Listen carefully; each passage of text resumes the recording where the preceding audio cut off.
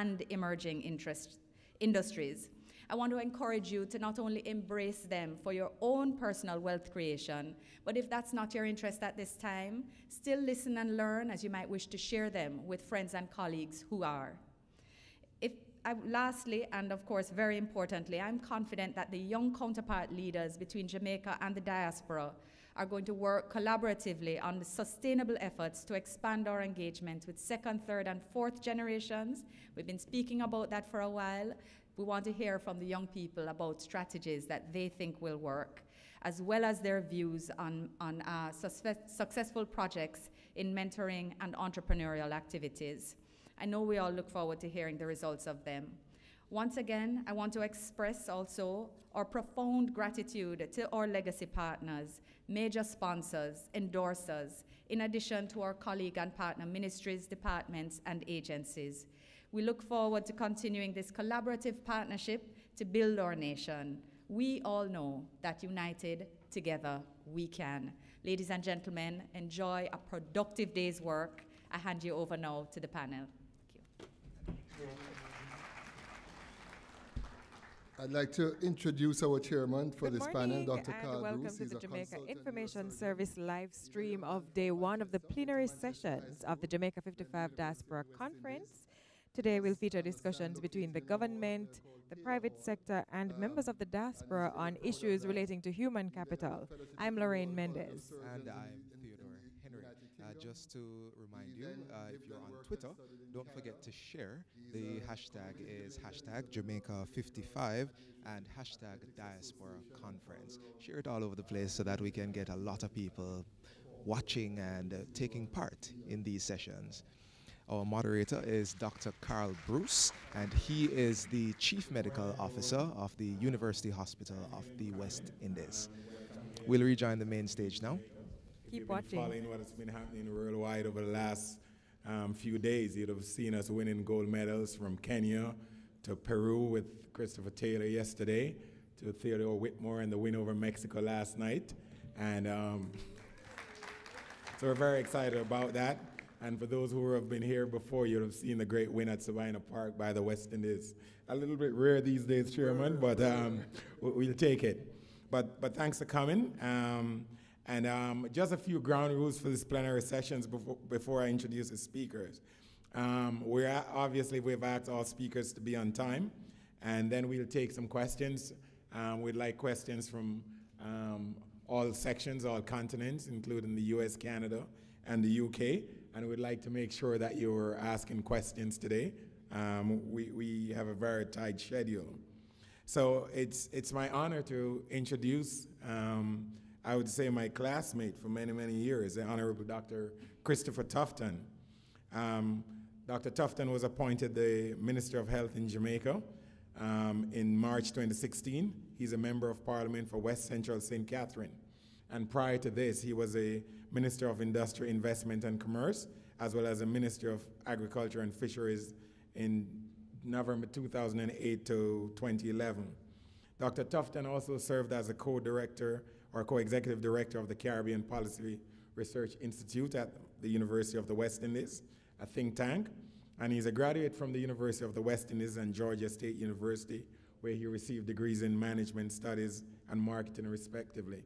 Dr. Tufton completed his doctorate in business administration at the Manchester Business School, University of Manchester, in the United Kingdom in 2002. He's married to Nadine and has 3 wonderful kids. One of them, the last one, I don't want to put any pressure on him, is a real football talent. So I'm hoping that he'll find his way back to Mandeville at some time. Dr. Tufton, welcome, sir.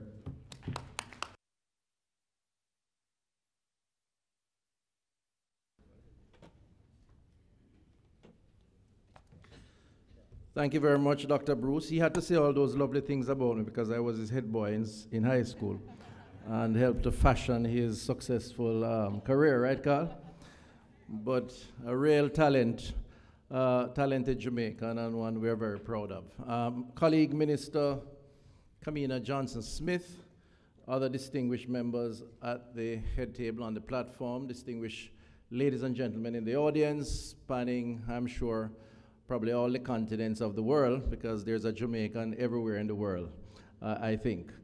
Let me just say good morning to you all, and special recognition to my permanent secretary who sits in the audience. I said doctor. Health makes everybody a doctor, right? Mrs. Sancia Bennett Templar, who is a critical part of the driving force behind the Ministry of Health.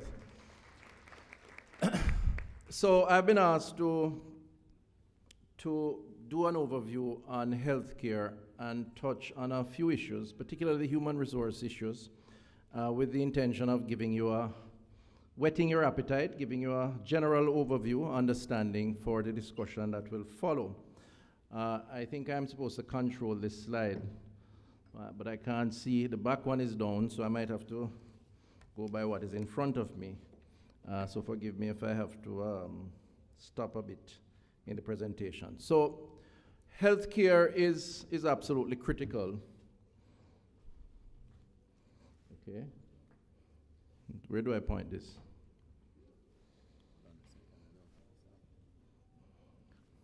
All right, so while they get that sorted out, let me just say, public health is oftentimes overlooked, but absolutely critical to the proper functioning of our society.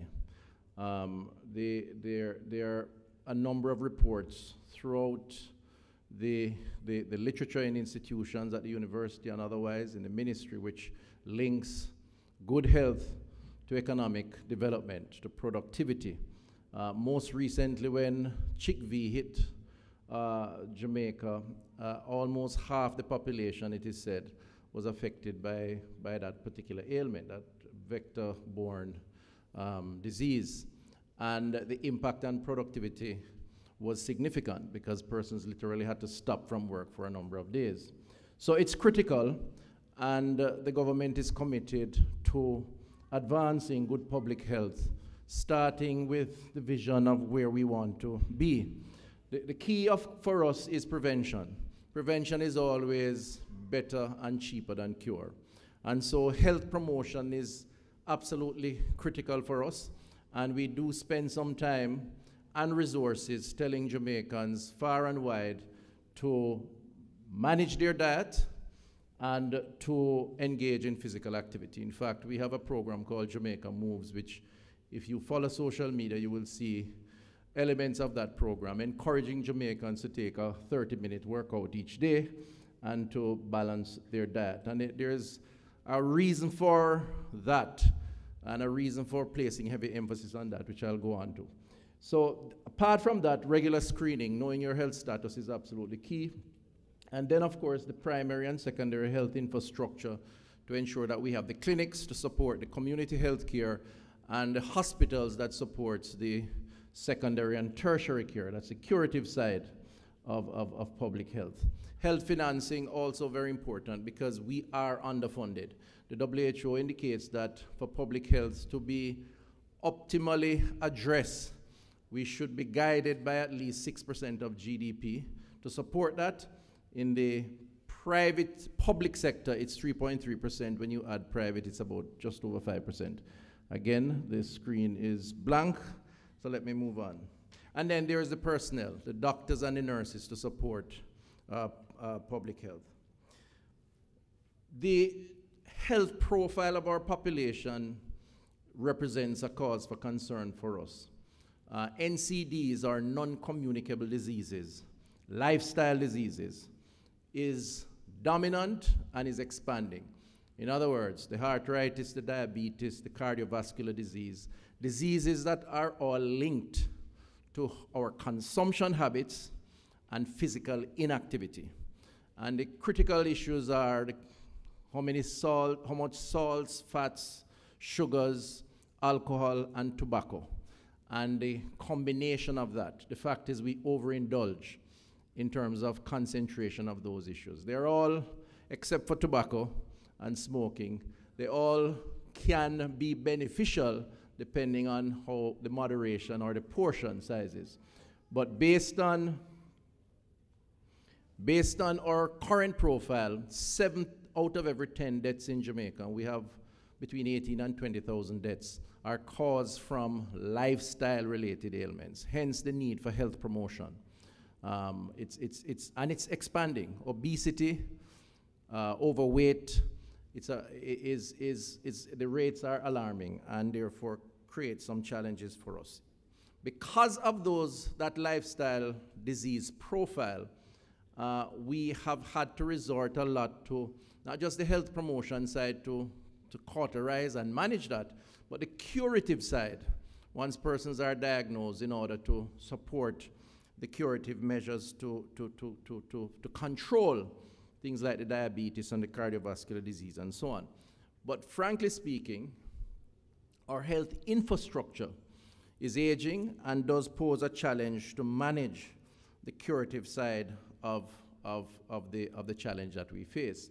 So the result of that tends to be long waiting times in hospitals and transaction cost that tends to be higher than normal because we are not as efficient as we ought to be, which is why I placed in the objective column the need to review the health financing arrangements because of the way our disease profile has changed. Basic stats on the hospital system over the last year, 2016, we've had just about 1.5 million visits to health clinics, 1.3 million visits to hospitals, over 670,000 accident and emergency, 330,000 diagnostic services offered, over 6 million lab tests. We've had just about 190,000 inpatients, Jamaicans who have had to stay in the hospitals, averaging about 4 or 5 days. And of that number, despite the challenges that we face, just about